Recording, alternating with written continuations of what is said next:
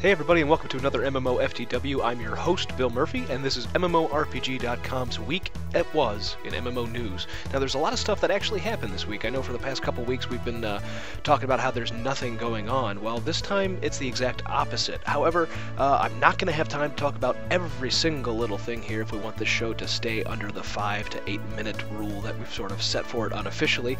So there's a whole bunch of links down in the comments or down in the information of the video. Be sure to take a look at those for those that we did not mention in the video. So first up, let's talk about World of Warcraft. That's right, always there's something with World of Warcraft, something going on always in Blizzard's Azeroth game here. And of course, this week's been no different. There's a whole bunch of data mine material from the upcoming patch 6.1, and people found this thing called WoW Veteran accounts. And immediately the internet glommed onto this and said, WoW Veteran accounts, that's going to be like free-to-play WoW for veterans. Not quite. What it ends up being is it's sort of broadening the already existing free-to-play part of WoW, which is that 1 to 20 experience. So those players who have had an active subscription to WoW for any amount of time, if they let their subscription lapse, they'll still be able to play their level 1 to 20 characters, with all the other similar restrictions that are already existing in the 1 to 20 sort of free-to-play version of WoW.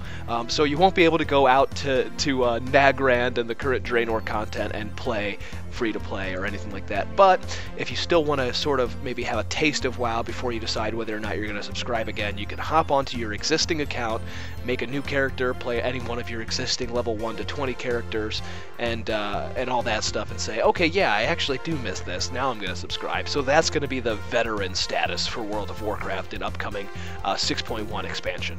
6.1 patch. So, you know, free-to-play WoW, not quite. However, it does make it so that if you're a veteran player and you've been playing for a while and you've ever subscribed to the game, you can still play some of your other characters before you decide to drop another $15 a month. That's pretty cool. Other big news this week was, of course, H1Z1's early access and the sort of fallout that happened afterwards. H1Z1 is a zombie survival MMO from Sony Online Entertainment. It's a sandbox game. You can build buildings. You can do a lot of crafting involved. There's plans for player-built towns and all that sort of stuff coming later on. But of course, this is very early alpha, and the launch was this past week. However, it didn't go quite as planned. Originally, the H1Z1 servers were expected to come up in midday on the 15th of January. They didn't end up coming up until later that evening, and then the login servers were completely hammered and shut down by the sheer amount of people trying to log in. And it wasn't until probably about 2 or 3 a.m. on the 16th that everything was a little more stable. And what players started to find out while all this was going on is that you can buy for the equivalent of $5 or 500 station cash, you can buy what they call an airdrop. And an airdrop will be this big crate of materials dropped from the sky from an airplane that players converge upon to try to get, and there's always some good materials in there. Now, it's not guaranteed that if you spent the $5, it's not guaranteed that you will be the one to get what's inside the crate, because if you're playing on a PvP server, you've got to fight the other players to get there. If you're playing on a PvE server, the other player can still get the stuff inside of it before you do. So it's still a competition thing. It's still sort of a server event that happens, and you can hear the plane coming overhead. It's really actually pretty cool. Now, the problem is that they were putting, at least at first, they were putting in some extremely valuable weapons and ammo and all that stuff were in these crates. So it was essentially, as everybody likes to say, it was pay to win. Really quickly, that same day, on the 16th, they already reversed course, and they made it so that any sort of weapons are very, very, very rare.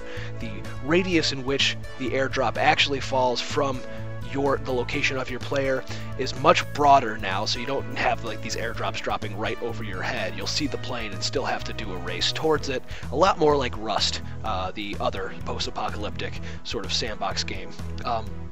So that's kind of the fault that's going on. Players are freaking out and calling it pay to win, and I think you have to remember that this is early access. It's alpha. You're paying to play right now if you're really hardcore into these kind of games, but you're not being forced to play. You're not being forced to pay for these things either. They're trying to do this. They're experimenting is what they're doing, and there's always going to take players' feedback and change things, as they already have. If these new versions of airdrops are still overpowered and too much pay to win, and players keep making their voices heard, chances are they'll change them again too, because that's what it's all about. So keep your eyes on the website. We'll have more discussion of H1Z1 as we're going on here. And look, see, we've already killed 5 minutes with 2 topics. You see what I'm saying here? So let's go to the next thing. Crowfall, which is the new game from Artcraft Entertainment, which is led by Todd Coleman of Shadowbane and Wizard 101 fame, and Gordon Walton of Star Wars Galaxies, Ultima Online, and Star Wars The Old Republic fame. They're putting together this new game. It's going to be some sort of hybrid sandbox theme park. They think they have this perfect way to mix the two together, and we're starting to get some of our first screens and information. The art style is very stylized, but also a little darker than your typical cartoon sort of game. It looks a lot like what I call it looks like Torchlight, but broodier and moodier.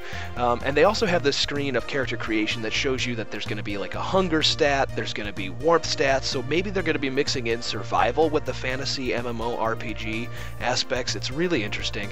They keep teasing out these bits of information, and I'm sure we're going to get more and more as they lead up to the website's countdown timer in just around 40 days from this recording, actually. And last but not least, Guild Wars 2. Okay. Big news out of Guild Wars 2. It turned out that there is a Heart of Thorns trademark that was released this past week on the U.S. Trademark Office website. There's a brand new logo called Heart of Thorns, and everybody started thinking, well, it's probably just the next part of the Living Story. It's not. Never once have they done a Living Story trademark with a new logo and all this other stuff. This is a big deal.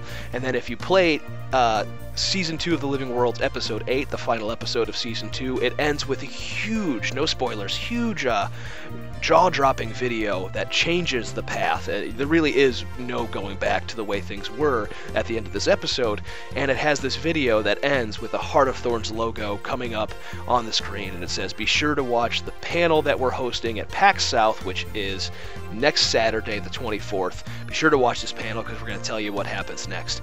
Folks, this is going to be whatever it is. It may not be a traditional boxed expansion. It may be something else entirely, but I'm betting more and more that this is going to be an expansion from Guild Wars 2 and ArenaNet. And honestly, if it wasn't an expansion with all the talk going on, they would come out and flatly deny it because they don't want that kind of hype lingering and people expecting an expansion without saying, no, it's not going to be that. It's going to be an expansion. We just don't know the details.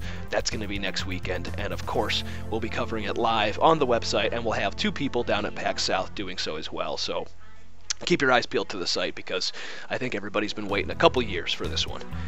That's it for this week. Like I said, we're already out of time. There's a whole bunch more news down in the comments from Overwatch news, Heroes of the Storm closed beta, a Shadowrun Hong Kong, the next the next sequel to Shadowrun Returns, WildStar's focus on the future for 2015, ESO's championship system, some release plans for Trove, a brand new fantasy sandbox sort of multiplayer online RPG called Savage Lands, all that stuff down in the comments. Be sure to read it all, and don't forget to follow us on Twitch, Twitter, Facebook, and YouTube at MMORPG.com without the dot, and as always, you can follow me at TheBillMurphy. Have a great weekend, guys, and remember, don't let a bad pug get you down.